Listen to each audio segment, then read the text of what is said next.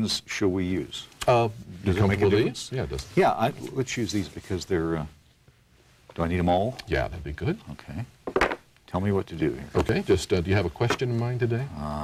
Do I have to tell it out loud? You don't have to share. I don't share it with the class. Well, I made a career change. You know, when I came over here to Mississippi Public Broadcasting full-time, I left the news world and came over here to do this, and my question is, did I do the right thing? Did you do the right thing? And many people out there are wondering the same thing. Well, we could approach your question almost like a magic 8-ball would approach it, because right now it's phrased looking for a yes or no answer. Yeah. And at that rate, you might as well really flip a coin. Why don't we take the best advantage of these resources, and let's take your question and say, how can I take best advantage of the change I've made? Okay. Because that approach, Gene, empowers that's you. A positive. Doesn't leave you, left to the whimsy of fate. Instead, it puts you in the driver's seat and says, how can I take best advantage of the change I've created in my life? Okay, all right. How can I take best advantage of the change I've created in my life? Okay. All right. Give the cards a shuffle. Let's randomize them so you know I haven't stacked the deck. Makes no difference. That's right. Okay. All right. And then what? And then just pull 3 cards. Face down? Any 3 cards you like. And you can place them face up on the table in front of you. There's 1. There you go. And there's 2. Why am I doing it this way? This is a quick way to randomize the deck, number 1. It lets everyone know the deck's not been stacked. You're certain this way that the folks at that other TV station haven't gotten me to put a card in there that says, come back. Right? Yeah. Okay. That sort of thing is there. But also, this keeps you from working with the same cards over and over again. There's 78 cards in the deck. Shuffling them, same number them. that you have in the other deck. That's right. Okay. That's right. And these are the ones that were drawn at, my goodness. It's all the right reason. All the right reasons. Yeah. Let's talk first about this first card you've drawn.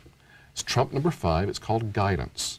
And the way we work with the cards is we ask you to just take a peek at the picture, Gene, and tell me what stands out to you. What detail catches your eye? The globe catches my eye for some reason. Okay. Why is that? Okay, now let's take what stood out to you, the globe. What do you associate when you think of globes and the world in general? What sort of things come to mind? I think of the world's message, the story that the world is trying to tell us. Ah, so as you say, how can you take best advantage of the change you've made in coming here?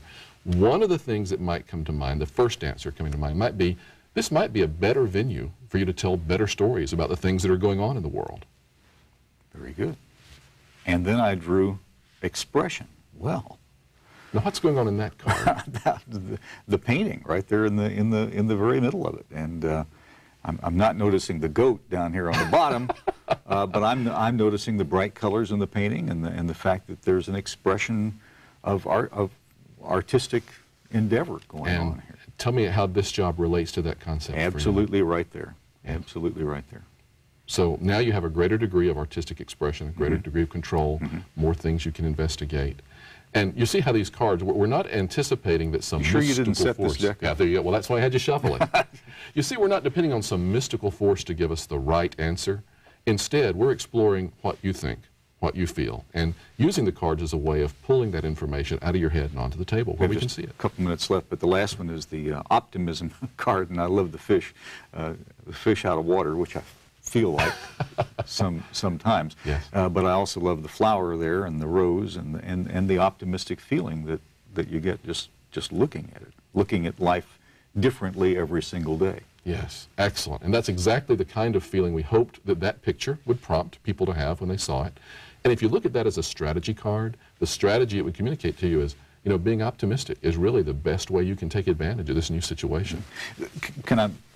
We've got all those cards there, but I want to just briefly look at this idea here. If a person at home was going to try this and happened to have a card around and just drew 3 at random, once again, 3 at random, the Tower, the Queen of Swords, and the 10 of Staves. Queen of Swords is obviously my boss. And the Tower, we're having problems with all of our towers. Well, now, you see how right away, it's just automatic. The minute you confront these evocative images, you just instantly, you have an instinct to start relating them to your situation. But can you tell me a little bit, I made those things up, but can you tell me where you'd kind of be going with the 10 of staves right Sure, there.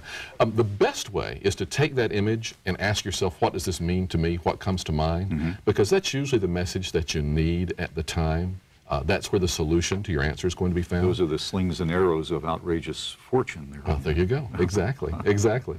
So with those ideas in mind, you could go far. If you're curious about what other people have assigned to these cards, what meanings have been pinned there traditionally, there's a great chapter in the beginning of the book, Putting the Tarot to Work, called The Least You Should Know About Tarot. You can read it in 5 to 10 minutes, and you're good to go. And begin to pick up the message. All right. It's a interesting thing that's happened to your life here as the result of WorldCom, isn't it? A lot of transformation, but I couldn't be happier. It's working? Yeah, very much so. Where do you go from here?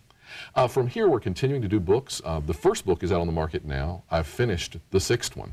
Really? Yes. So having a lot of fun writing and creating books and sharing information and ideas. And why did you decide to stay here in Jackson? Why? You know, I have good reason. My family has business here in Jackson, so it's good to be here for that. But also, Jackson's very conveniently located. I do a lot of travel, and I'd much rather go through the Jackson International Airport than have to battle, say, the Atlanta Hartsfield Airport every time I leave town. Makes a big difference. Do you stay in touch with the other WorldCom people? I do. We have lunch frequently, email back and forth all the time. I have quite a few people there I still care a great deal about. Great. Well, it's a fascinating story. Mark McElroy, thank you very much for putting the tarot to work. Thank you, Gene. Good to meet you. Good Thanks. to meet you. And thank you. I'll see you next time.